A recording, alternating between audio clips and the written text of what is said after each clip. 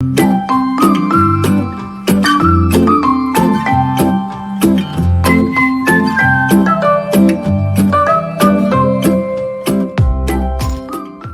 conseils après tous les différents mélanges que nous avons testés. Alors, on peut avoir 2 dates de semis. Préférentiellement, la deuxième quinzaine d'octobre. Pour des métailles fourragées, on vous conseillera un triticale 250 grains mètre carré avec du pois fourragé à 30 grains mètre carré. Pas plus de 30 grains, ça risque de verser. On peut aussi ajouter de la vesse, voilà, qui est une légumineuse qui pousse plutôt bien dans les mélanges.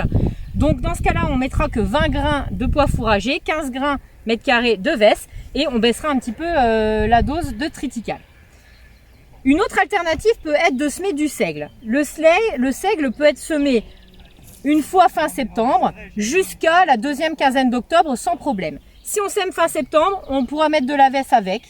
Par contre, si on peut le semer plus tard, deuxième quinzaine d'octobre, on pourra rajouter le pois fourragé aussi en plus, ce qui fera un fourrage de bonne valeur. Donc ceci, ça peut être pour des animaux à besoin plutôt fort, à récolter en ensilage ou en enrubanage, et on adaptera le stade de récolte en fonction de la proportion des espèces qu'on aura dans le mélange. Si on a plutôt des céréales, on récoltera début et piaison. Et si on a une majorité de légumineuses, par contre là on pourra y aller à partir de bourgeonnement jusqu'à floraison des légumineuses. Et il se peut aussi que certains aient un objectif de faire du rendement sans chercher forcément la valeur alimentaire. Dans ce cas-là, on fera plutôt une céréale qu'on sèmera à 300-320 grains mètre carré. Alors du seigle, si vous voulez quelque chose qui soit plus précoce, plutôt du seigle fourragé qui sera plus productif, ou du triticale.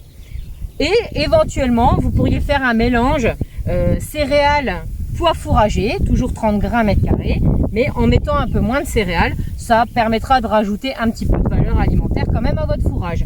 Et donc là, c'est quelque chose vraiment à récolter plutôt tôt, en ensilage, avec des éclateurs. Si on va jusqu'au stade laiteux pâteux, on peut y aller avant évidemment, pour essayer d'avoir une meilleure valeur. Et ça sera plutôt pour des animaux à besoin plutôt modérés.